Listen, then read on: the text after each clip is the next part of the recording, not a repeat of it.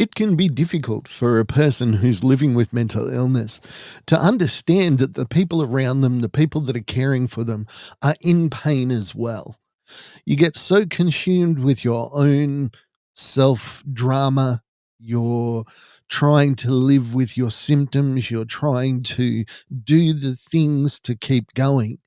You're so completely, utterly, and totally focused on yourself that you can forget, and can be even harder to acknowledge, that the people around you, those that are caring for you, may be struggling as well. We use a few different reasons for this. And the one that I hear the most is, you don't understand what I'm going through. I want to chat today about the role of the carer, the person who is around, because mental illness is a team sport. Nobody plays alone. All the people around you are involved. They're doing it. They're struggling. They have highs, they have lows. And it's important for the person that is living with the mental illness to understand that.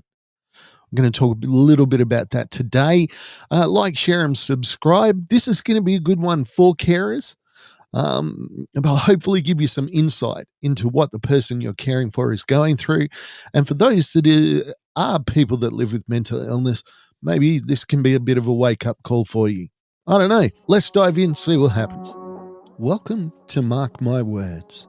Mark My Words is the story of my journey from a place where I was shattered to where I could live again. I have a lot of guilt about my mental illness. I have a lot of guilt about not being the person that I was, what I thought I was supposed to be. I was diagnosed with complex PTSD after a bunch of assaults in the workplace. And the thing that I feel the most guilt about is the fact that I neglected my wife, who was my primary carer. Nobody else in my family understood. Nobody else in my family, extended or otherwise, had any concept of what it was that I was going through. I was always a guy that was a little bit distant anyway. I'm good at putting on masks.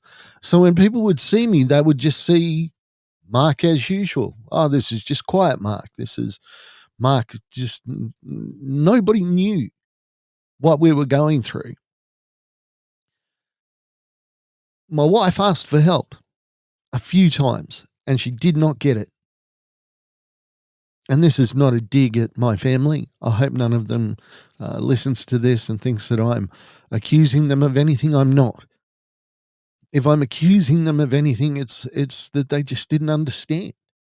Now it's a little bit different. Now I have a sibling who also lives with complex PTSD, but he's a veteran.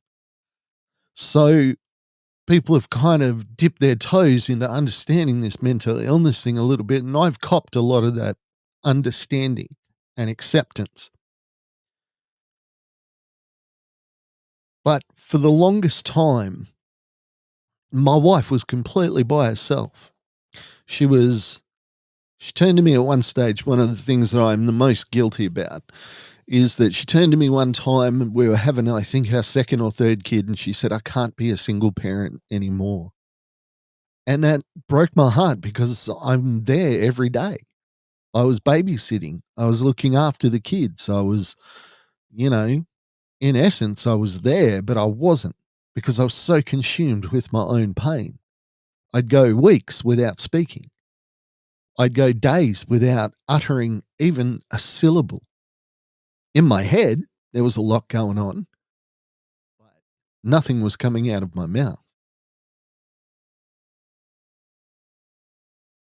Having now been a carer for two of my daughters that live with mental illness, I have an inkling of what she went through. But see, I've always got her to lean on.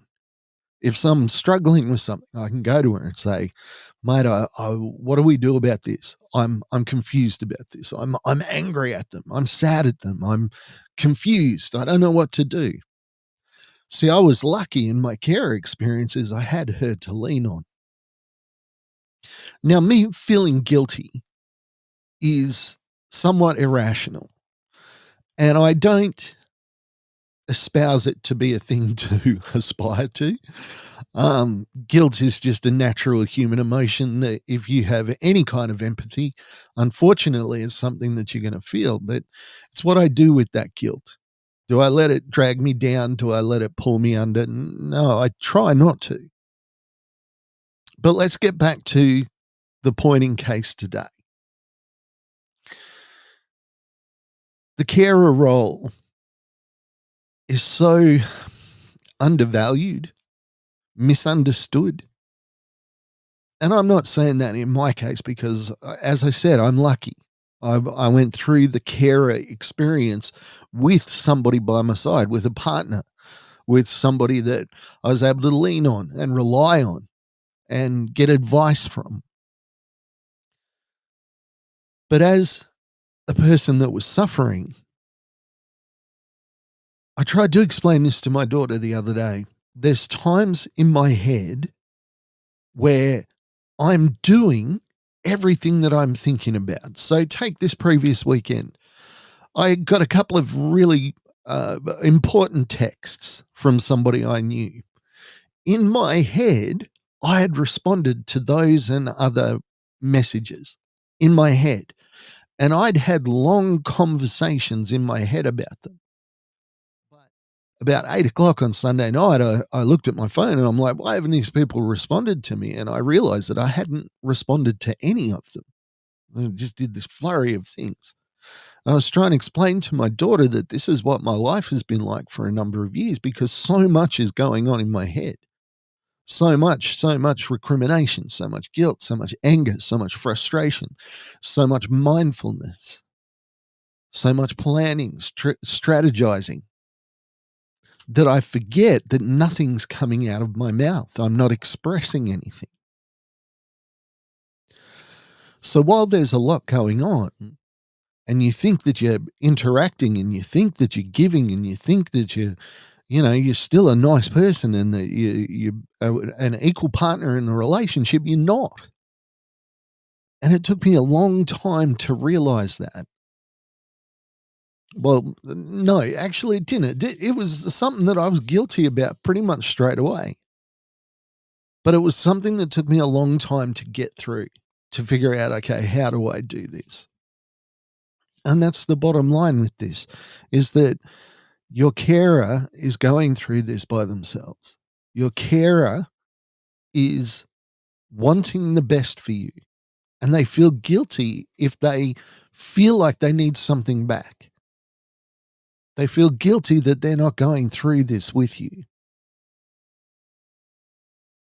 Now, for the person that's living with mental illness, they're not trying to ignore you. They're not trying to upset you. They are so consumed with their own pain. But let's take this instance. I had a couple of people recently who contacted me and were talking about a family member who was planning to enact a suicide attempt. There was three particularly. There was one that was really distressing. And, I spoke to this person backwards and forwards a few times. And I gave them the advice that I gave another couple of people. In the end, I said, well, look, you've tried everything. And they had. They'd called the police. They'd done so much stuff. I said, have you told them how their death would affect you? And this man said to me, well, no, I haven't, because I don't want to make things worse. I don't want to make him feel guilty. And I said, well, I get that. And I understand that you don't want to pile on the problems. And you don't come to somebody that's standing on a ledge and going, don't you know how this feels to me? When they're sitting on the ground, when they're safe, when they're in a place where they can, you know, be cognizant of something, just take a moment and say, mate, I love you. And it would kill me if you died. I don't know what I would do. I said to one fellow once, I don't want to be at your, well, I'll tell you what I actually said. I told him, I will not go to your funeral. And he looked at me and he said, what? I said, I couldn't go to your funeral. It would hurt me too much to have to go to your funeral. The guy kind of looked at me and you could see all the arguments building up in his head. And you could see he was, he was going to use that emotional guilt on me. And I said, mate, I haven't told you that to hurt you. I haven't told you that to make you upset or to shock you. You just need to understand that your death would have an immeasurable impact on me. I don't know how I would recover.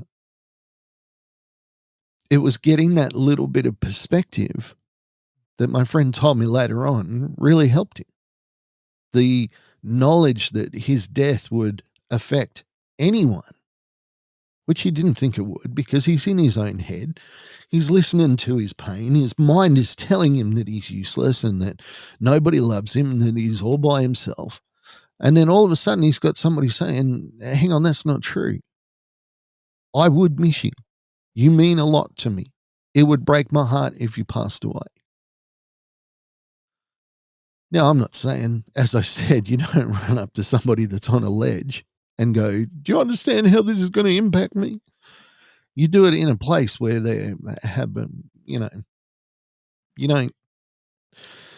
don't have a conversation with a drowning man. You help him into the boat, get him back to this ocean, you drive him home, and then you have the conversation when they're completely safe and out of danger. But you still have the conversation.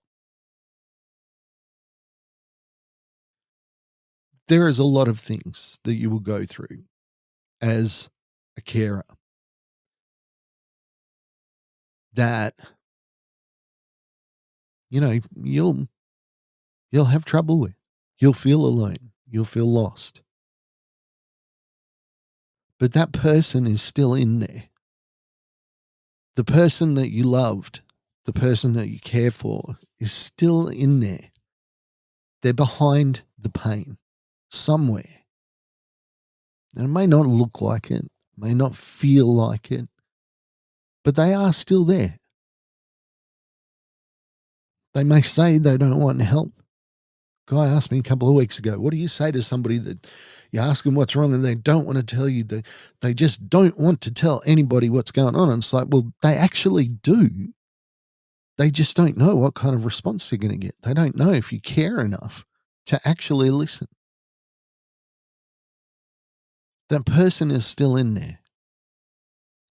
And I don't know what solace you can take from that.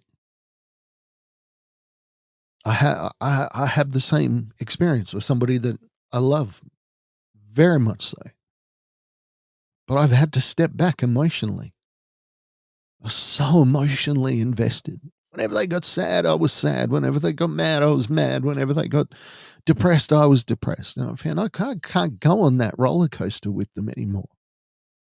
I have to stand back and I have to let them go through what they're going to go through and hope and believe that the person that I love, that I know is in there, will come back to me through my care, through my compassion, through my love.